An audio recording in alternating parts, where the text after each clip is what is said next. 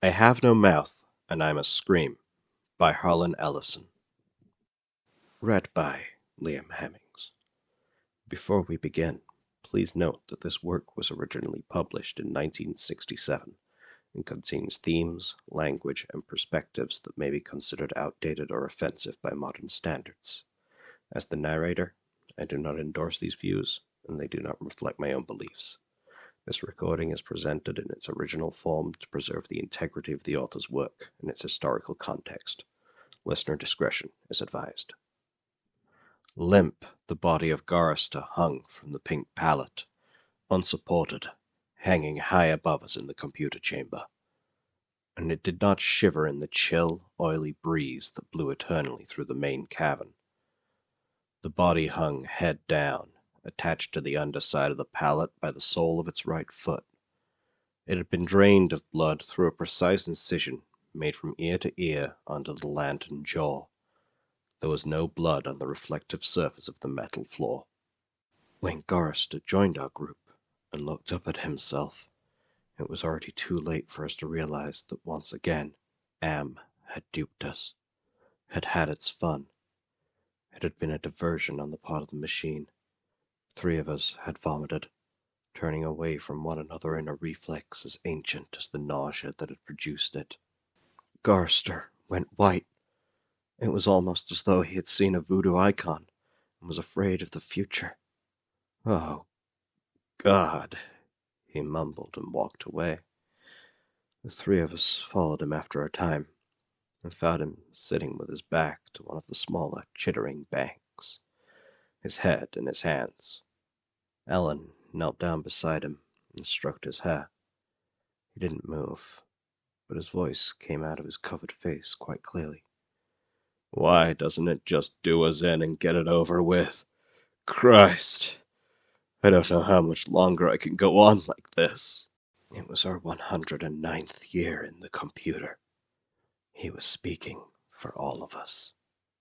Nimdoc, which was the name the machine had forced him to use, because Am amused itself with strange sounds, was hallucinating that there were canned goods in the ice caverns.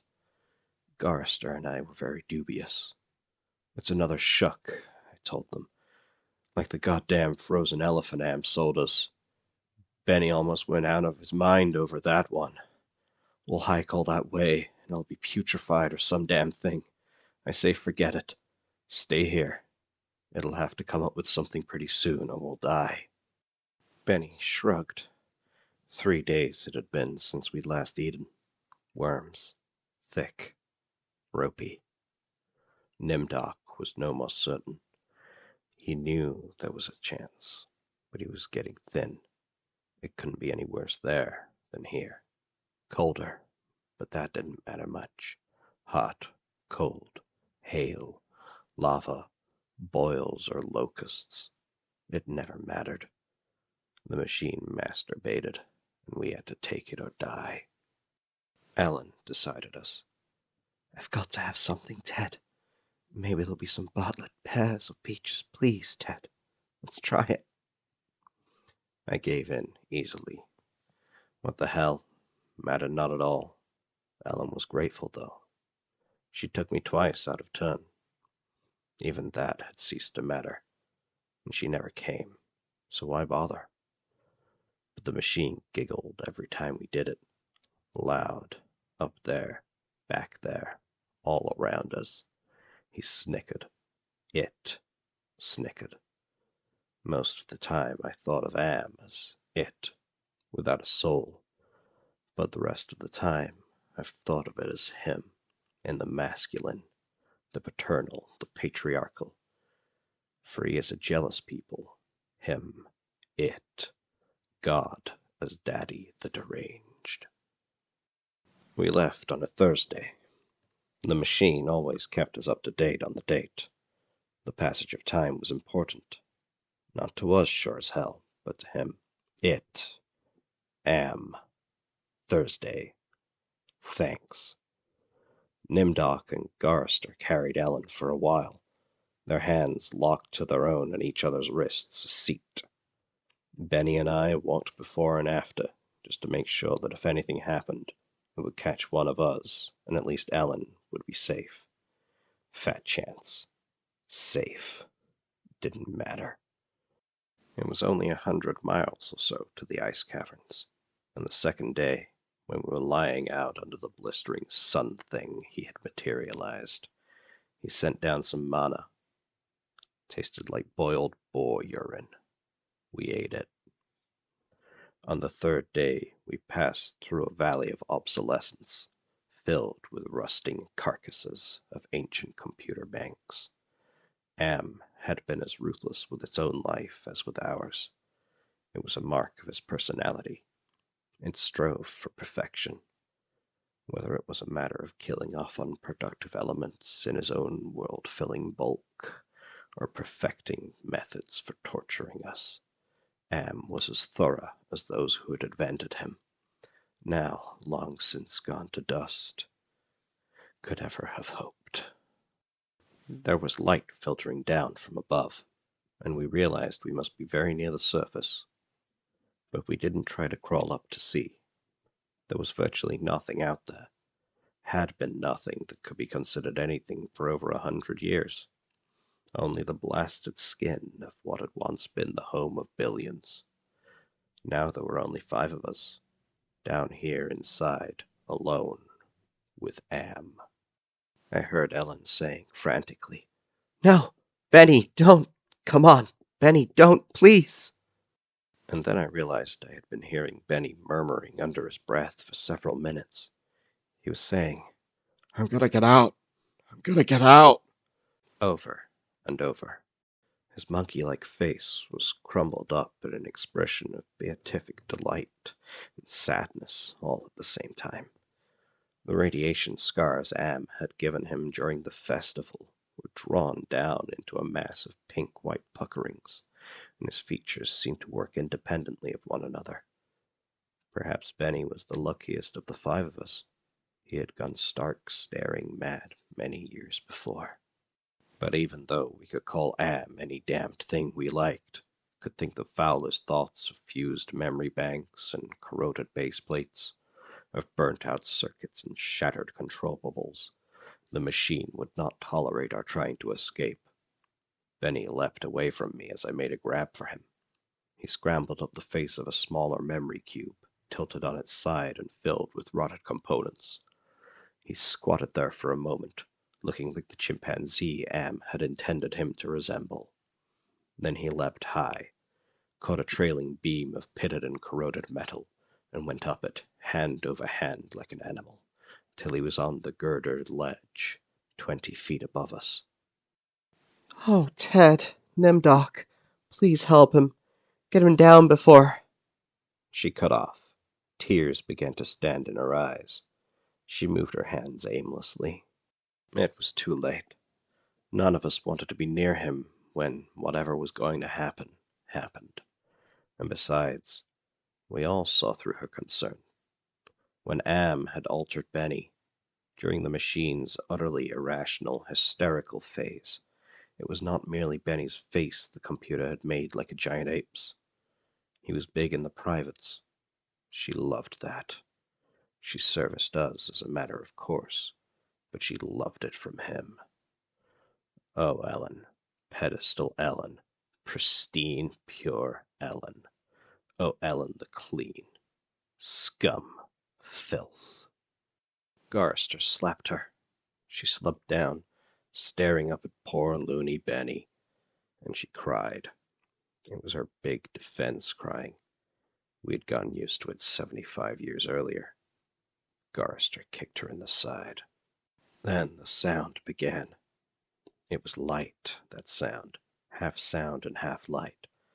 Something that began to glow from Benny's eyes and pulse with growing loudness. Dim sonorities that grew more gigantic and brighter as the light sound increased in tempo. It must have been painful, and the pain must have been increasing with the boldness of the light, the rising volume of the sound, for Benny began to mewl like a wounded animal. At first softly, when the light was dim and the sound was muted, then louder as his shoulders hunched together, his back humped, as though he was trying to get away from it. His hands folded across his chest like a chipmunk's, his head tilted to the side, the sad little monkey face pinched in anguish. Then he began to howl, as the sound coming from his eyes grew louder, louder and louder. I slapped the sides of my head with my hands, but I couldn't shut it out. It cut through easily. The pain shivered through my flesh like tinfoil on a tooth. And Benny was suddenly pulled erect. On the Gertie he stood up, jerked to his feet like a puppet. The light was now pulsing out of his eyes in two great round beams. The sound crawled up and up some incomprehensible scale, and then he fell forward, straight down, and hit the plate steel floor with a crash. He lay there, jerking spastically as the light flowed around and around him, and the sound spiraled up out of normal range.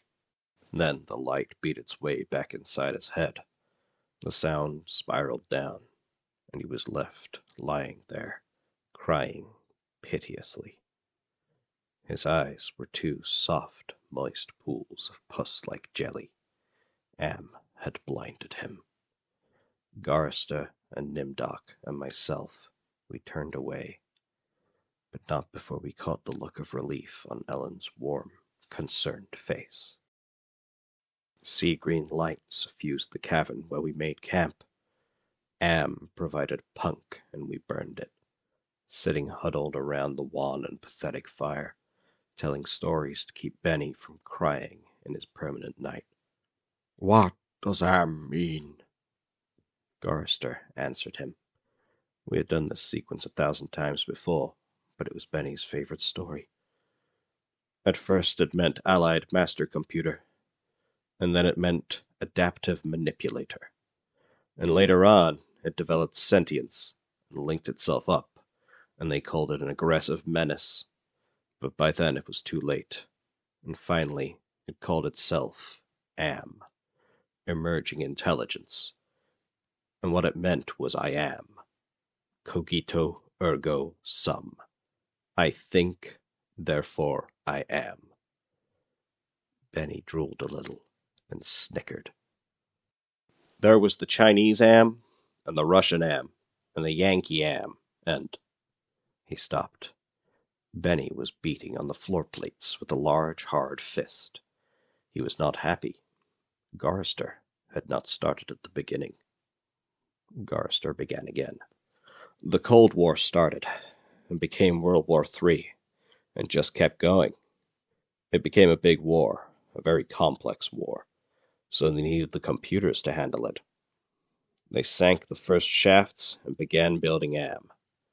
There was the Chinese Am, and the Russian Am, and the Yankee Am, and everything was fine until they had honeycombed the entire planet, adding on this element and that element.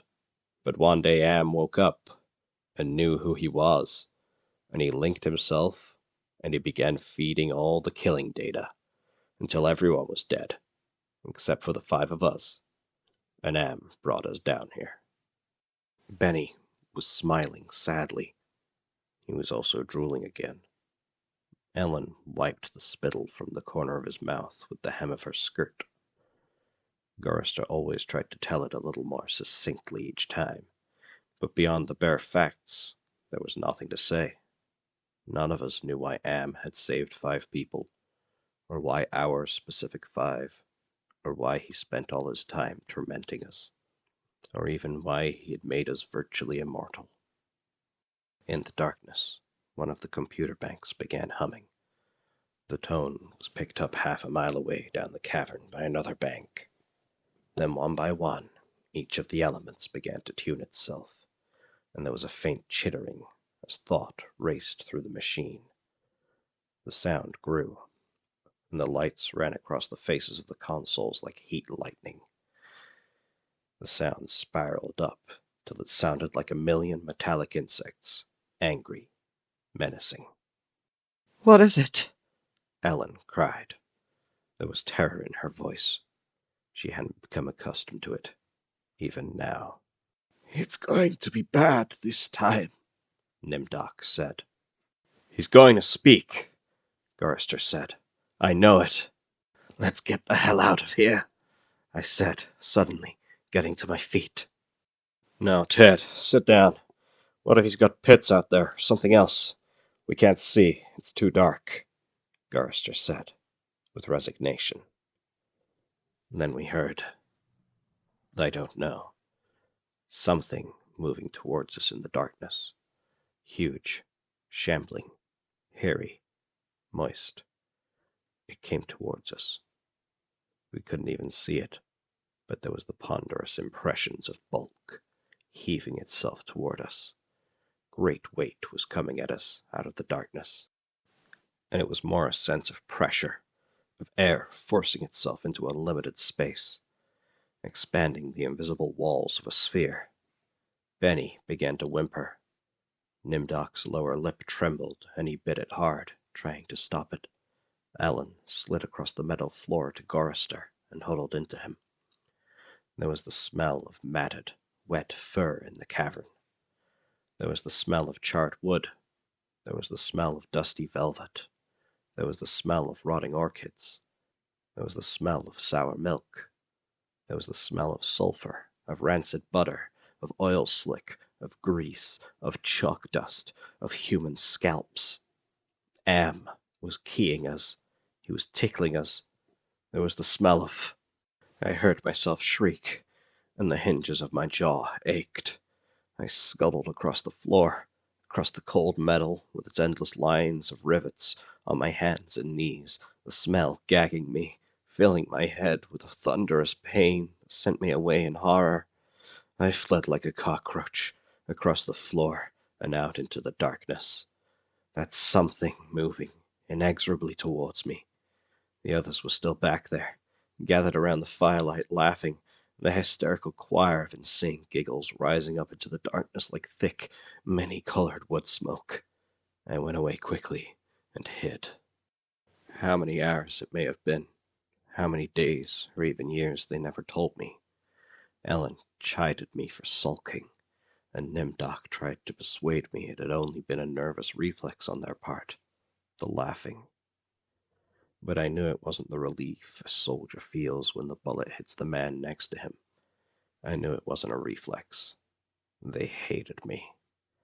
They were surely against me, and Am could even sense this hatred, and made it worse for me because of the depth of the hatred. We had been kept alive, rejuvenated, made to remain constantly at the age we had been when Am had brought us below, and they hated me because I was the youngest, and the one Am had affected the least. I knew. God, how I knew. The bastards. And that dirty bitch, Ellen. Benny had been a brilliant theorist, a college professor, and I was little more than a semi-human, semi-simian. He had been handsome. The machine had ruined that. He had been lucid. The machine had driven him mad. He had been gay, and the machine had given him an organ fit for a horse. Am had done a job on Benny. Gorrister had been a warrior. He was a connie, conscientious objector. He was a peace marcher. He was a planner, a doer, a looker ahead. Am had turned him into a shoulder shrugger, and made him a little dead in his concern. Am had robbed him. Nimdok went off in the darkness by himself for long times. I don't know what it was he did out there. Am never let us know. But whatever it was, Nimdok always came back white, drained of blood, shaken, shaking. Am had hit him hard in a special way, even if we didn't know quite how. And Ellen, that douchebag. Am had left her alone, had made her more of a slut than she'd ever been. All her talk of sweetness and light, all her memories of true love, all the lies she wanted us to believe, that she'd been a virgin only twice removed before Am grabbed her and brought her down here with us. No, Am had given her pleasure, even if she said it wasn't nice to do. I was the only one still sane and whole. Really! Am had not tampered with my mind, not at all. I only had to suffer what he visited down on us, all the delusions, all the nightmares, the torments. But those scum, all 4 of them. They were lined and arrayed against me. If I hadn't had to stand them off all the time, be on my guard against them all the time, I might have found it easier to combat Am. At which point it passed, and I began crying. Oh, Jesus, sweet Jesus. If there ever was a Jesus, and if there ever is a God, please, please, please let us out of here, or kill us. Because at that moment I think I realized completely, so that I was able to verbalize it. Am was intent on keeping us in his belly forever, twisting and torturing us forever. The machine hated us as no sentient creature had ever hated before, and we were helpless. It also became hideously clear. If there ever was a sweet Jesus, and if there ever was a God, the God was Am. The hurricane hit us with the force of a glacier thundering into the sea. It was a palpable presence. Winds that tore at us, flinging us back the way we'd come, down the twisting, computer-lined corridors of the dark way. Ellen screamed as she was lifted and hurled face forward into a screaming shoal of machines, their individual voices strident as bats in flight. She could not even fall. The howling wind kept her aloft, buffeted her, bounced her, tossed her, back and down and away from us, out of sight suddenly as she was swirled around a bend in the dark way. Her face had been bloody, her eyes closed. None of us could get to her. We clung tenaciously to whatever outcropping we had reached, Benny wedged in between 2 great crackle-finished cabinets, Nimdok with fingers claw-formed over a railing circling a catwalk 40 feet above us, Garster plastered upside down against a wall niche, formed by 2 great machines with glass-faced dials that swung back and forth between red and yellow lines whose meaning we could not even fathom. Sliding across the deck plates, the tips of my fingers had been ripped away. I was trembling, shuddering, rocking as the wind beat at me, whipped at me, screamed down out of nowhere at me, and pulled me free from one sliver-thin opening in the plates to the next. My mind was a roiling, tinkling, chittering softness of brain parts that expanded and contracted in a quivering frenzy. The wind was the scream of a great mad bird as it flapped its immense wings. And then we were all lifted and hurled away from there, down back the way we had come, around a bend into a dark way we had never explored, over terrain that was ruined and filled with broken glass and rotting cables and rusted metal, and far away, farther than any of us had ever been. Trailing along, miles behind Ellen, I could see her every now and then, crashing into metal walls and surging on, with all of us screaming in the freezing, thunderous, hurricane wind that would never end. And then suddenly it stopped and we fell. We had been in flight for an endless time. I thought it might have been weeks. We fell and hit, and I went through red and gray and black and heard myself moaning. Not dead. Am went into my mind. He walked smoothly here and there, and looked with interest at all the pockmarks he had created in 109 years. He looked at the cross-rooted and reconnected synapses, and all the tissue damage his gift of immortality had included. He smiled softly at the pit that dropped into the center of my brain, and the faint, moth-soft murmurings of the things far down there that gibbered without meaning, without pause. Am said, very politely, in a pillar of stainless steel bearing bright neon lettering, Hate. Let me tell you how much I've come to hate you since I began to live. There are 387.44 million miles of printed circuits in wafer-thin layers that fill my complex. If the word hate was engraved on each nano-angstrom of those hundreds of millions of miles, it would not equal 1/1 billionth of the hate I feel for humans at this micro-instant. For you, hate.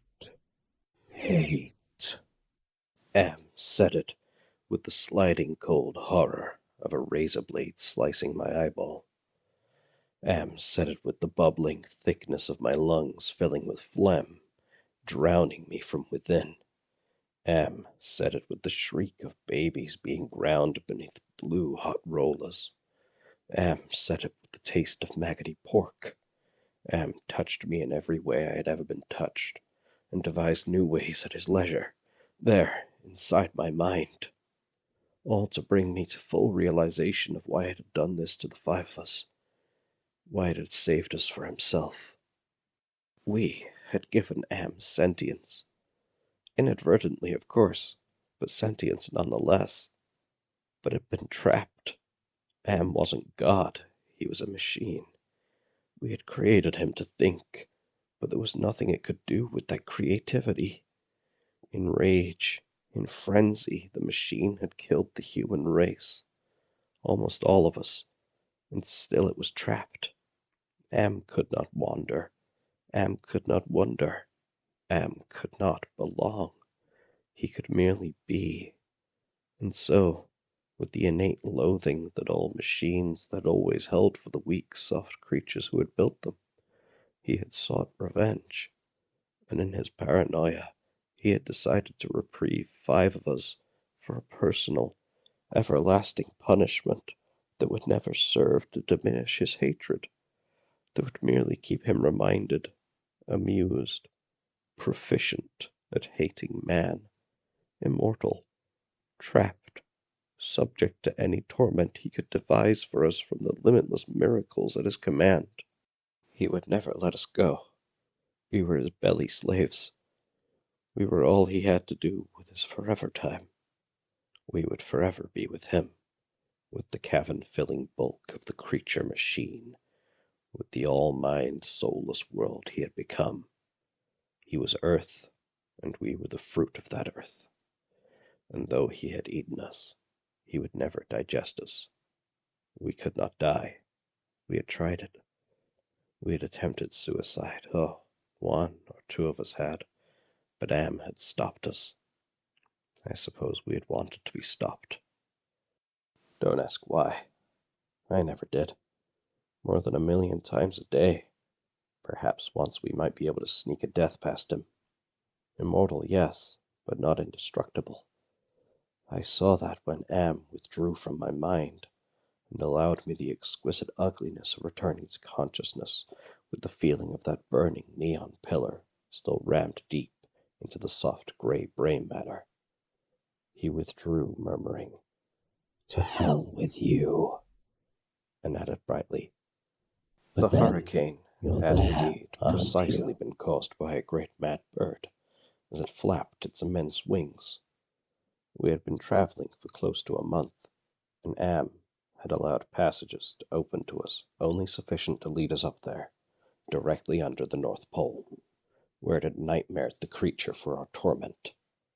What whole cloth had he employed to create such a beast? Where had he gotten the concept? From our minds? From his knowledge of everything that had ever been on this planet he now infested and ruled? From Norse mythology it had sprung, this eagle, this carrion bird, this rock, this Hvergelmir, the wind creature, hurricane incarnate. Gigantic, the words immense, monstrous, grotesque, massive, swollen, overpowering beyond description. There on the mound rising above us, the bird of winds heaved with its own irregular breathing, its snake neck arcing up into the gloom beneath the North Pole, supporting a head as large as a Tudor mansion, a beak that opened slowly as the jaws of the most monstrous crocodile ever conceived. Sensuously, ridges of tufted flesh puckered about two evil eyes, as cold as the view down into a glacial crevasse, ice blue, and somehow moving liquidly. It heaved once more, and lifted its great sweat-colored wings in a movement that was certainly a shrug. Then it settled and slept. Talons, fangs, nails, blades. It slept. Appeared to us as a burning bush, and said we could kill the hurricane bird if we wanted to eat. We had not eaten in a very long time, but even so, Gorrister merely shrugged. Benny began to shiver, and he drooled. Ellen held him.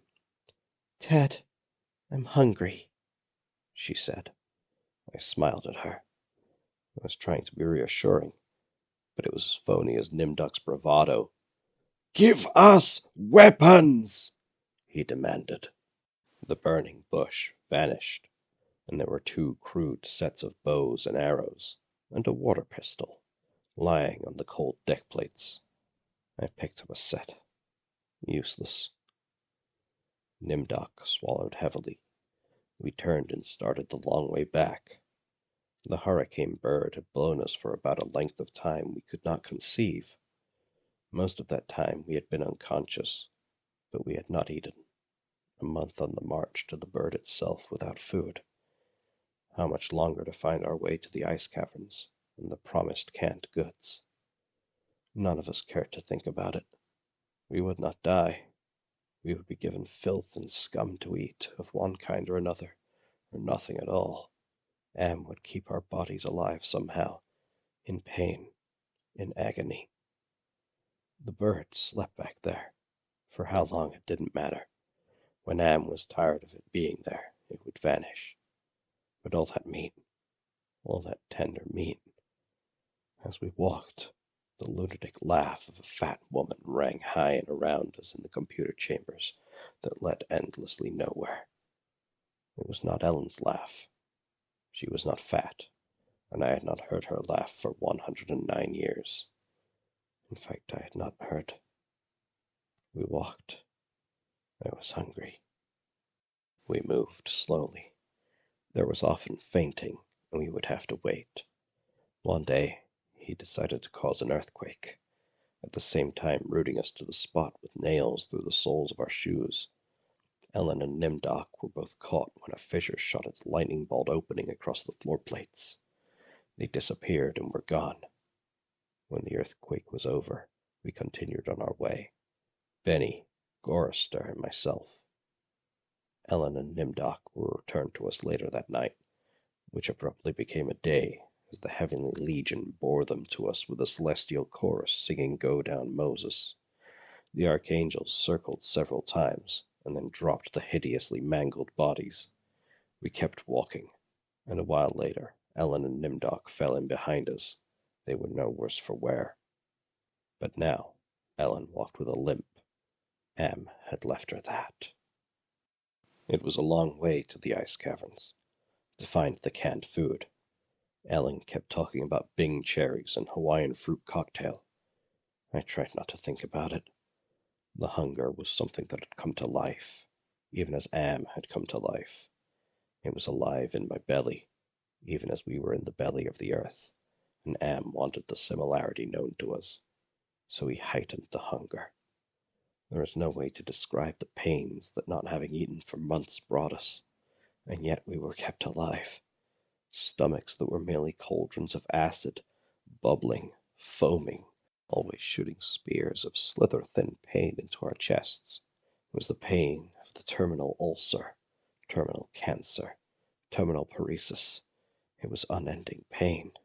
And we passed through the cavern of rats, and we passed through the path of boiling steam, and we passed through the country of the blind, and we passed through the slough of despond, and we passed through the vale of tears, and we came, finally, to the ice caverns, horizonless thousands of miles in which the ice had formed in blue and silver flashes, where novas lived in the glass, the down-dropping stalactites as thick and glorious as diamonds that had been made to run like jelly, and then solidified in graceful eternities of smooth, sharp perfection. We saw the stack of canned goods, and we tried to run to them. We fell in the snow, and we got up and went on, and Benny shoved us away and went at them, and pawed them and gummed them and gnawed at them, and he could not open them. Am had not given us a tool to open the cans.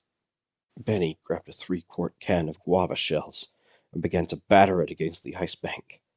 The ice flew and shattered, but the can was merely dented. While we heard the laughter of a fat lady high overhead and echoing down and down and down the tundra, Benny went completely mad with rage. He began throwing cans, as we all scrabbled about in the snow and ice, trying to find a way to end the helpless agony of frustration. There was no way. Then Benny's mouth began to drool, and he flung himself on Gorster.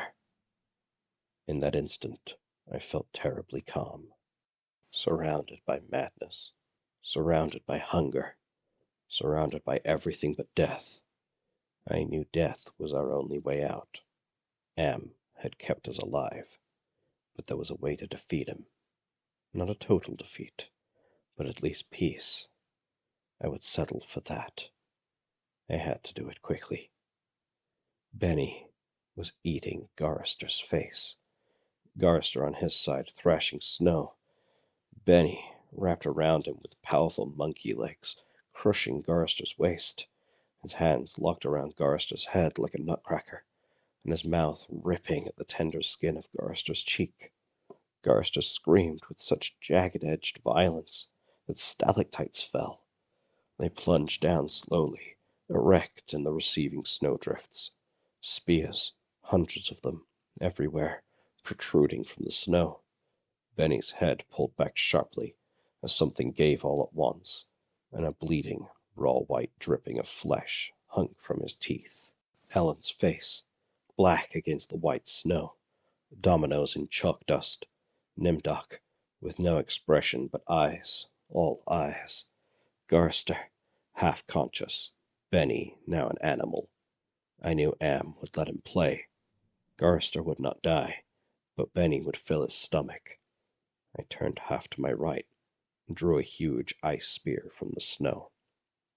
All in an instant, I drove the great ice point ahead of me like a battering ram, braced against my right thigh. It struck Benny on the right side, just under the rib cage, and drove upward through his stomach and broke inside him. He pitched forward and lay still. Garrister lay on his back.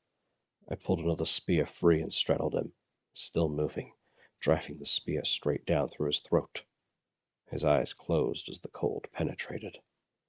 Ellen must have realized what I had decided.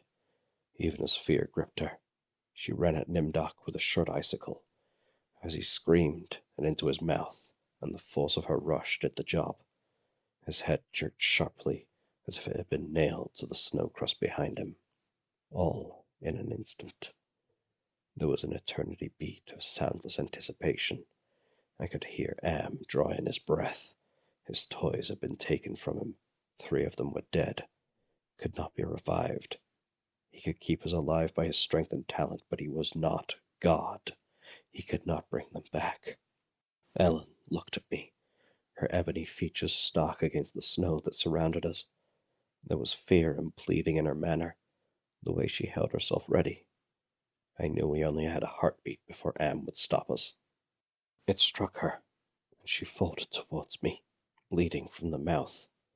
I could not read meaning into her expression. The pain had been too great, had contorted her face. But it might have been a thank you. It's possible. Please. Some hundreds of years may have passed. I don't know. Am has been having fun for some time, accelerating and retarding my time sense. I will say the word now. Now. It took me 10 months to say now. I don't know. I think it had been some hundreds of years. He was furious. He wouldn't let me bury them. It didn't matter. There was no way to dig up the deck plates. He dried up the snow. He brought the night. He roared and sent locusts. It didn't do a thing. They stayed dead. I'd had him. He was furious. I had thought Am hated me before. I was wrong. It was not even a shadow of the hate he now slavered from every printed circuit. He made certain I would suffer eternally. I could not do myself in. He left my mind intact. I can dream. I can wonder. I can lament. I remember all 4 of them. I wish. Well, It doesn't make any sense. I know I saved them. I know I saved them from what has happened to me. But still, I cannot forget killing them. Ellen's face. It isn't easy. Sometimes I want to. It doesn't matter. Am has altered me for his own peace of mind, I suppose. He doesn't want me to run at full speed into a computer bank and smash my skull, or hold my breath until I faint, or cut my throat on a rusted sheet of metal. There are reflective surfaces down here. I will describe myself as I see myself. I am a great, soft, jelly thing, smoothly rounded, with no mouth, with pulsing white holes filled by fog where my eyes used to be, rubbery appendages that were once my arms, bulks rounding down into legless humps of soft, slippery matter. I leave a moist trail when I move. Blotches of diseased, evil gray come and go on my surface, as though light is being beamed from within. Outwardly, dumbly, I shamble about, a thing that could never have been known as human, a thing whose shape is so alien, a travesty that humanity becomes more obscene for the vague resemblance. Inwardly, alone, here, living under the land, under the sea, in the belly of Am, whom we created because our time was badly spent, and we must have known unconsciously that he could do it better. At least the four of them are safe at last. Am will be all the madder for that. It makes me a little happier. And yet Am has won. Simply, he has taken his revenge. I have no mouth, and I must scream.